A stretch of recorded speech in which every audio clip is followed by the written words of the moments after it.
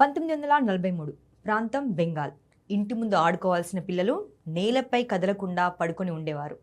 తల్లి ఒడిలో ఉండాల్సిన శిశువులు ఎముకల గూడులుగా మారిపోయేవారు. పొలాల్లో పంటలు కనిపించినా వాటిని కొనడానికి ప్రజల చేతిలో డబ్బు ఉండేది కాదు. నగర వీధుల్లో నడిచే ప్రతి అడుగుకు ఒక శవం కనిపించేది. ఆకలితో అల్మటిస్తూ చివరి శ్వాస తీసుకున్న మనుషులు రోడ్ల పక్కనే కుప్పకూలిపోయేవారు. ఇదంతా గతమే. కానీ నాటి బాధ, ఆ ఆకలి, ఆ మరణాల కథ మళ్ళీ ఇప్పుడు బ్రిటన్లో పెను దుమారానికి కారణమైంది.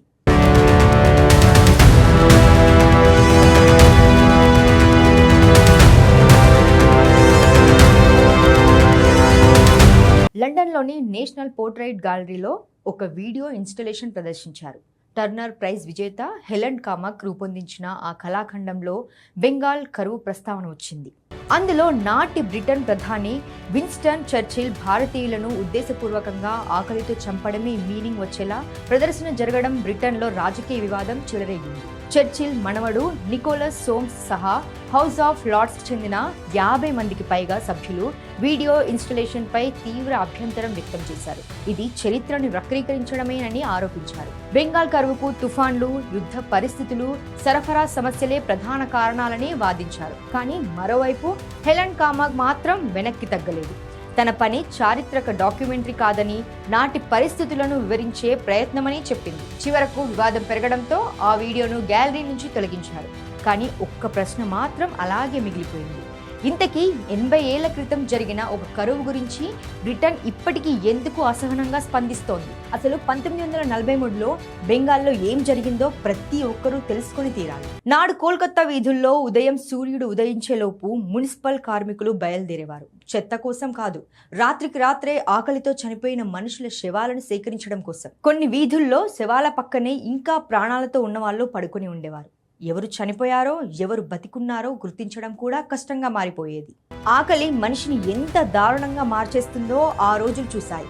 చేతిలో ఉన్న బంగారం అమ్మేశారు, భూములు అమ్మేశారు, ఇల్లు అమ్మేశారు. చివరకు అమ్ముకోవడానికి ఏమీ మిగల్లేదు. కొందరు అడవుల్లోకి వెళ్ళి ఆకులు తిన్నారు, కొందరు చెట్ల బెరడును ఉడికించి తిన్నారు, కొందరు రోజుల తరబడి కడుపులో ఏమీ పడక నేల మీద కూలిపోయారు.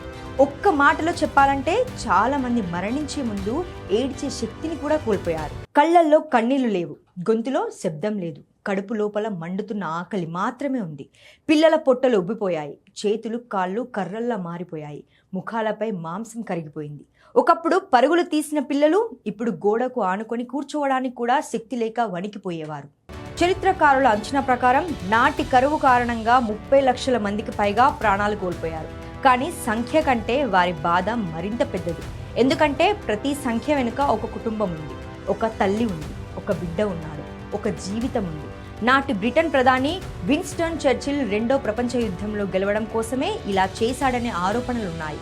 ఆహార కొరతకు యుద్ధ పరిస్థితులు, బర్మా పతనం, తుఫాన్లు, సరఫరా వ్యవస్థ వైఫల్యాలు కారణమని కొందరు చరిత్రకారులు చెబుతారు. మరోవైపు చర్చిల్ ప్రభుత్వ నిర్ణయాలు పరిస్థితిని మరింత విషమం చేశాయని విమర్శకులు ఆరోపిస్తారు. బ్రిటిష్ పాలకులు భారత ప్రజల కంటే యుద్ధ అవసరాలకే ప్రాధాన్యం ఇచ్చారని చెబుతుంటారు. అప్పటి అధికారిక రికార్డులు, చరిత్ర పుస్తకాలు చూస్తే బెంగాల్లో ఆహార కొరతపై హెచ్చరికలు వచ్చినా కూడా తగిన చర్యలు ఆలస్యంగా జరిగాయని తెలుస్తోంది. ప్రజలు ఆకలితో చనిపోతుండగా ధాన్యం ఇతర ప్రాంతాలకు తరలించారని చరిత్ర చెబుతోంది.